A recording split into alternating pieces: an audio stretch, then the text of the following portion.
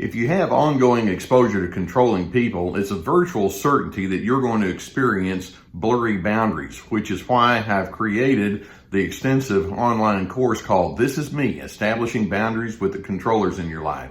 There's a link below that will give you all of the details, and I hope that you would find it therapeutic.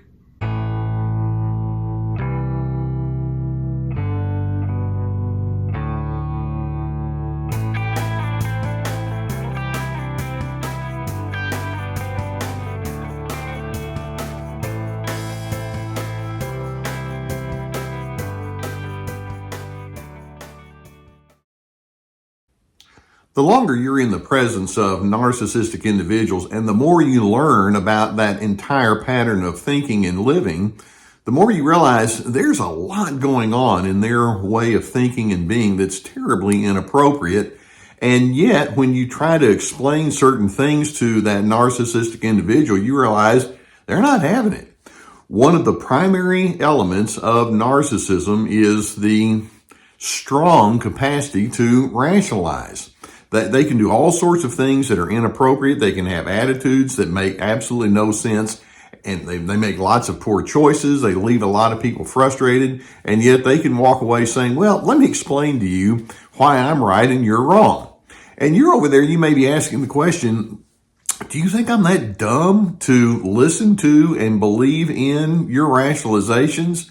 And the narcissist's response to that is, well, I was kind of hoping so. I want you to learn how to spot the rationalizations that the narcissists have and see into the absurdity of it all so that you just don't buy into it. They're wanting you to, but it's just something that you can't go along with. Let's walk through several of the rationalizations they have. For example, one of the primary things that you can think and say toward that narcissist is, hey, things have to change around here. And specifically, you need to make some adjustments.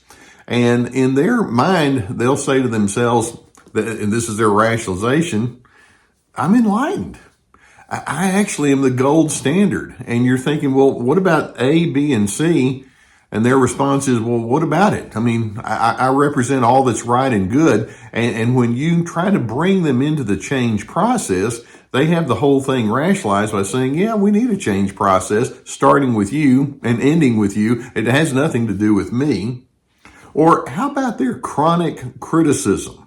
And you know that's just an ongoing thing. The longer you're around them, the more you realize I just can't please that person. They rationalize their criticism by saying, well, it's quite reasonable for me to be controlling over you. And so they give unsolicited advice. They'll second guess all the decisions you make. And then when you call them out on it, the rationalization makes them say something to the effect of, just trying to be helpful. And that's one of the most classic lines that a narcissist likes to use that'll drive you crazy. It's part of their rationalization. No, I'm really good for you. You just don't appreciate that. And you're thinking, I don't buy into that. Or how about in the way that they portray themselves publicly, and you see that it's grossly discrepant from the way that they are behind the scenes, and so you call them out on that, and they'll rationalize and say, "I'm not fake, I'm not phony. Other people just don't know me as they think they do, but I don't have any hidden agendas." And then when they say that often enough to themselves, they actually begin believing that. Their phoniness is in their mind. It's just an illustration. If you think that I'm that other individuals just don't have good perception problems. In their mind, it's like, oh, I'm quite authentic. I'm the real deal. It's like, no, you're not. I'm not buying into that.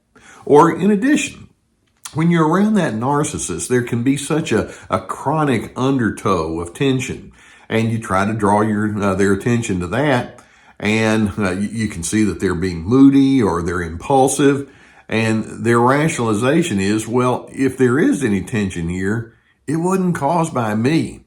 You set the whole thing up. And so they may not deny the fact that there's strain and agitation, But in their minds, it's like, well, because I am that gold standard, it certainly has nothing to do with me if there's strain between us. And then let's take it a little bit further. Let's suppose that the tension builds and it becomes a very harsh form of anger. And so you think, well, surely they can't rationalize their anger and call that good. Well, the way they rationalize that is they say, I wouldn't have any anger if it weren't for your difficulty. You're such an impossible person to get along with. Everybody else in the world I'm fine with, but you create the anger around here. So the only thing that causes me to feel angry is you. And somehow that allows them to walk away feeling like, well, sorry we had the argument, but you're the problem. Or in addition, they can be very haughty in the way that they treat you. That hard superiority that they just seem to portray constantly in the way that they deal with you. And in their mind, it's like, I'm not haughty. You just keep doing dumb things. And so they'll look at you and say something like, I just can't believe how inept you are. Do you know how hard it is for me to have to live with someone who just can't figure things out like you? And you're over there trying to explain yourself. I'm thinking, I'm not buying into that one either. Or how about this one? Let's suppose that you confront them about their history of other broken relationships. And you say, well, surely this shows that you've got a lot of strain and stress. And their rationalization is, no, surely you need to understand that I do everything right. And if I have some broken relationships, it's because I was around impossible people. And, oh, by the way, quit calling me Shirley. That's a line out of Airplane movie. But if they have lots of broken relationships, they rationalize, yeah, it's because there are a lot of broken people around me. That's my only problem. Or how about if you call them out on their defensiveness and you say, you're so defensive. And they'll rationalize by saying, you know, I was thinking that very thought. You're so defensive. And so if there's a wall between you and them, they'll turn it around and say, yeah, there is a wall and you built it. You're the one who's impossible to get through to. I can't reason with you. And somehow that wall is your problem. And so you go on and on with all of these different kinds of patterns that are a part of narcissism, and you want to bring them to the truth, and you realize truth scares a narcissist. They're all about appearances and appearances only. That's the only thing that matters to them. And so when you say, hey, let's get honest, it's like, no, I don't do that. And then you'll also realize that this rationalization that they use is merely an extension of another one of their favorite defense mechanisms, and that is projection. And when we say projection, we mean they see in you the very issues they refuse to address within themselves. That's what we refer to as projection. So let's recognize when you try to break through and get that narcissist to admit how they're justifying and rationalizing all of this inappropriate behavior, you realize these people are dull and unoriginal in their thinking. Nuance doesn't occur to them, or introspection is just not something they do. In fact, they have an astonishingly low level of introspection. All they're looking for is simple explanations, and if there's a problem and it involves them, they're looking for someone to pin it on, and it's not themselves. In addition, we can also say not only are they dull and unoriginal in their thinking, but they're quitters. And by that I mean they'll hang around with you and they'll engage with you as long as you do everything exactly the way they want. And then when you come along and say, this isn't working for me, then they just throw their hands up and say, I quit. and instead of saying, you know, you and I need to sit down and talk this out so that we can have a much better and more satisfying meeting of the minds, it's like, no, I quit. If you're wanting me to go into that kind of space, I don't do stuff like that. Their propensity to rationalize says that basically, whenever you say, we have some problems that need to be discussed, there's nothing on the inside that they have to draw upon. They don't have reflective thinking. They're not insightful.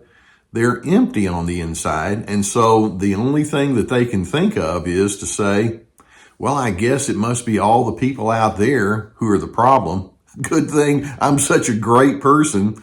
I'm just surrounded by folks who don't get it. Don't buy into that. It's all a part of their defense mechanism. It's part of their fearful and misguided approach toward life. They realized a long time ago that openness and authenticity is not something they can afford to do. For some reason, if they say, I need to take a look at who I am, that became something that's very threatening to them. And so they're going to just shun that. They're going to push it onto you. And your task is to know it and see it. And when you realize they're doing it, don't get sucked into the undertow, because they're going to beat you at that game. They're very good at it all the time. Basically, when narcissists go into their rationalization mode, it's their way of saying, do not expect me to be responsible. They also were thinking a long time ago, I learned to run away from any inconvenient truth about me, and I'm not in any frame of mind to change my mind about that at this point. And you know what your response can be to that? Message received. I hope the videos such as this give you some good awareness of what you're dealing with.